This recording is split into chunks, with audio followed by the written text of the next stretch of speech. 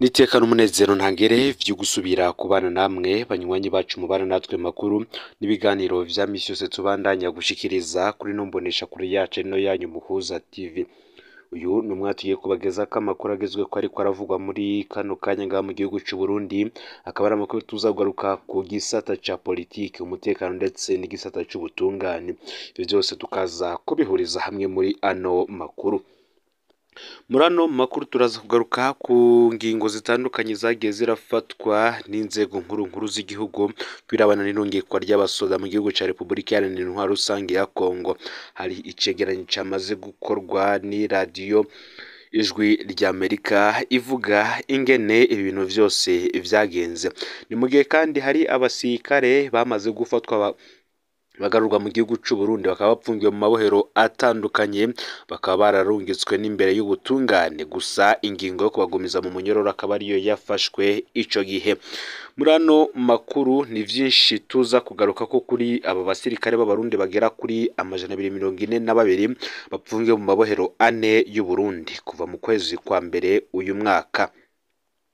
Abo basirikare barungitswe mu mabohero ya Bururi, Ngozi, Rumonge n'ibohero rya Ruyigi. Nyuma yaho bankiye kuja gufasha ingabo za Congo FARDC kugwanya abagwanyi ba M23 mu ntara ya Kivu y'uburaruko. Amakuru twahawe atandukanye yemeza ko haheze indwi zibiri bapfungiwe mu mabohero ya Bururi na Rumonge, bumvirijwe n'abacamanza ba sentare ya gisirikare. Abo bumvirijwe aho bapfungiwe ku igenekerezo ya 12 ku kwezi, baracarindiriye ingingo ya sentare. Abapfungiwe i Bururi ni 21 no mu Rumonge ni 103 barahageze haraheze ukwezi kurenga.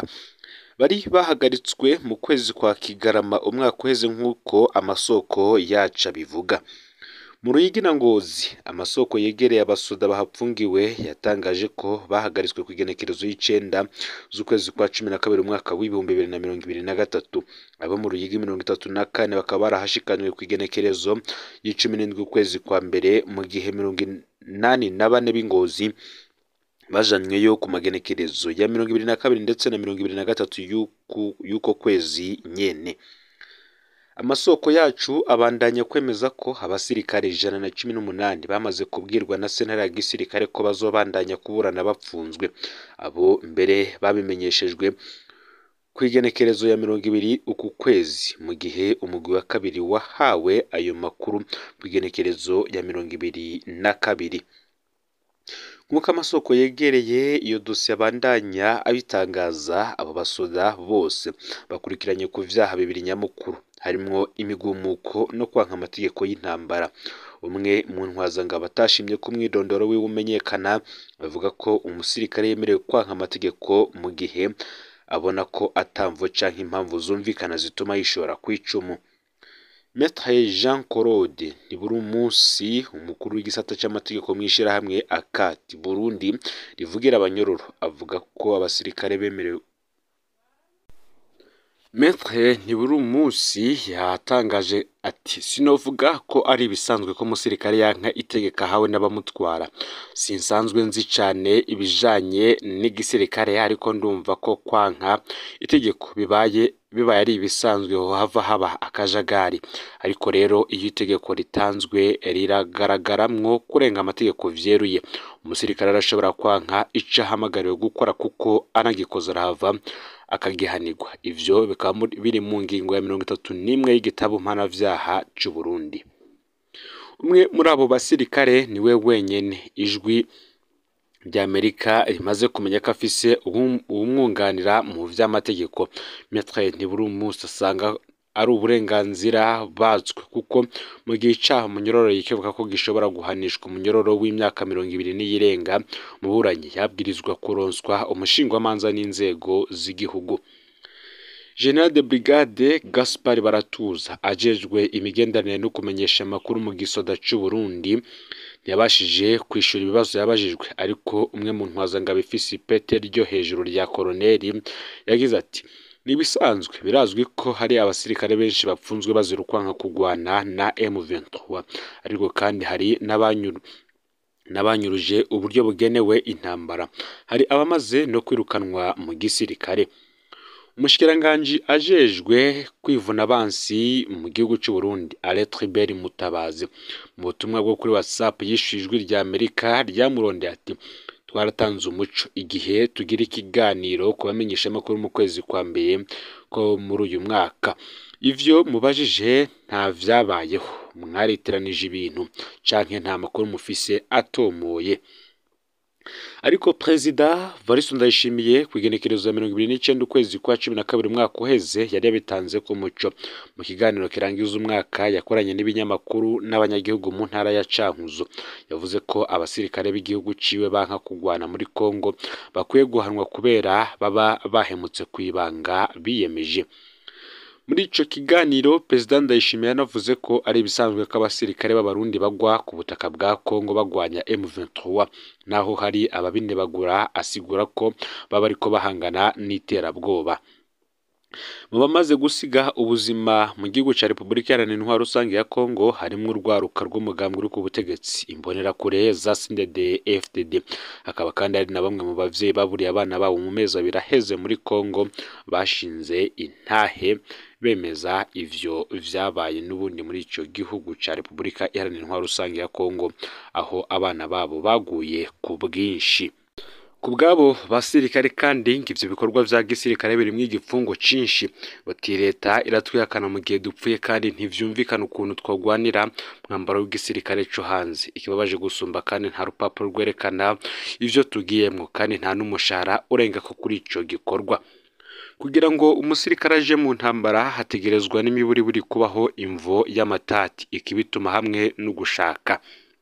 Ngo hategerezwa kandi gupimwa inguvu n'intege nke bikanagereranywa n'ivy'umwansi. Uko bimeze ubu rero badusaba kuja kugwana nk'impumyi, niko bivugwa n'umwe mu ntwazangabo w'ipete rya kapitene mu gisirikare cy'u Burundi yahisemwe gutoroka igisirikare acahungira muri kimwe mu bihugu vyo mu karere.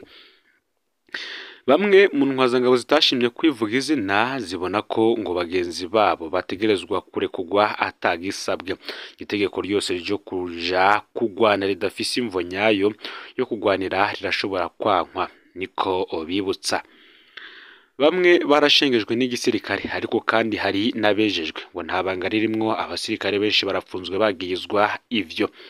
Uburundi na Repubulika Iharanira Intwaro Rusange ya Kongo vyarateye umukono ku masezerano hagati y'ivyo bihugu bibiri atuma ingabo z'u Burundi zije gutabara muri Kongo. Hagati ya Nyakanga uyu mwaka w'2023 ndetse na Nzero umwaka w'2024 abasirikare b'u Burundi harimo intwazangabo nkuru barishwe mu ntara ya Nord Kivu mu buseruko bwa Kongo. Uburundi ngo buriko burafasha kugwanya no gutuza iterabwoba turi muri Somalia, Central Africa nk'uko mubizi. Repubulika Iharanira Intwaro Rusange ya Kongo iriko irahungabanywa n'imirwi myinshi itwaje ibigwanisho. Hariho amasezerano yo gufashanya, udafashije umubanyi kuzimya inzu yiwe iriko irasha, ejo nawe ushikiriwe ntazoza kugufasha. Nimba Uburundi bugiye gutabara Kongo buriko buritabara bwo nyene, kuko intambara nziza uyigwana imbere y'uko uyigwana. Ng'intambara n'umukino w'urupfu, ubihakana ntuburi umusirikare. Umusirikare ategerezwa gushira mu mutwe ko apfira igihugu ciwe. Ivyo vyose ni bisanzwe tegerezwa kwitanga. Twebwe rero abasirikare twarabitereye umukono, ibisigaye kuba ari uguhemukira akaranga umutima. Ibi akaba ari vyo yatangaje. Igisirikare kandi ngo kirafise amategeko yacu, ari umusirikare urungikwa kwizama agahitamo kuja kunywa urwagwa ategerezwa guhanwa kuko umusirikare akigendera ku mategeko. Mu bikorwa vya gisirikare ibitandero birashirwa ku murongo, haba muri Congo, Central Africa canke muri Somalia, hose barahanwa. Abarundi barakunda ibihuha ngo nemureke igisirikare kigumana ibanga, hamwe abasivile bagiye baravyivangamwo, ejo ntituzoza tugifise abacungera umutekano w'igihugu cacu, ngo ntimusubire rero kuvyivangamwo. Kubwo mumenyeshamakuru w'inzobere Atanaze Karayenga aba mu Bufaransa, akaba n'uwahoze ari intwazangabo mu gisirikare cy'u Burundi yizi Kairo mu Misiri, abasirikare b'u Burundi ngo barafise uburenganzira bwo kwanka amategeko mabi. ngo ku basirikare bapfira mu bikorwa vyo kugarukana amahoro muri Somalia nk'akarorero umuryango uronka ibihumbi 100 vy'amadolari mu marundi, ku bapfira muri Congo birimwo igipfungu cinshi nk'uko batangaza ati abasirikare b'u Burundi bariyemeje gukingira abarundi, gukingira imbibe z'u Burundi, ariko si ukugwana nk'abacangiro bakorera igihugu rutura bambaye umwambaro w'ikindi gihugu. Abasirikare b'u Burundi barafise uburenganzira bwo kwanka amategeko mabi ahantu hose babita abashishoza imbere yo kugira ico bakoze.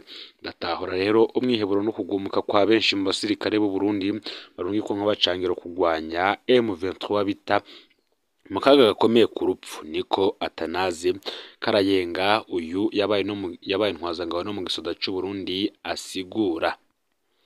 Mu yandi makuru mu ntara ya Bubanza uwahoze ari indongozi y'umugambwe FNL yaheruka guhunguka yaranyurujwe.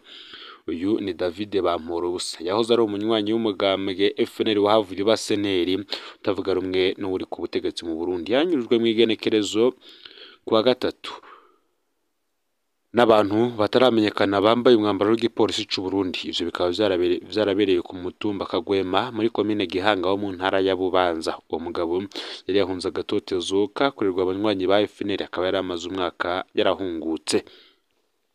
Abantu bambaye umwambaro w'igipolisi bari mu modokari yo mu bwoko bwa kamyonete bamusanze mu kirabo caho nyene yari kumwe na bagenzi biwe. Yagerageje kwigwanira biba imfagusa, nta numwe yaje kumutabara, akaba ariko bivugwa n'ababibonye. Abamufashe bamumenyesheje ko ategerezwa kurenguka kurongoye igipolisi muri komine Gihanga. David Bamporubusa yari yarahunze umwaka w'ibihumbi 2012, hari haheze umwaka atahutse. Kubw'ababanyi biwe nta mugambwe n'umwe ubu yarimo kuva ahungutse. Umuryango we ukaba uvuga ko ufise ubwoba ku mutekano wiwe. Wamurondeye mu busho bwose bwo muri ako karere baramubura. Urongoye igipolisi muri komine Gihanga we akavuga ko atazi ahapfungiwe yahoze atavuga rumwe n'umugambwe uri ku butegetsi nk'uko wewe abitangaza. Aya rero niyo makuru yaragezwe ko muri kano kanya. Ufyonde subscribe canke sabone niba utari wafyonda ko kugira ngo utojikanwa nayo dushikiriza, usangize ano makuru bagenza aho baherereye hose kugira ngo nabo batoja bacikanwa nayo biriko biravugwa bigezwe ko ngaha mu gihugu c'u Burundi, hanze imbezi igihugu c'u Burundi ndetse no makungu ya kure. Ni Umuhoza TV, Imana iba hezagire.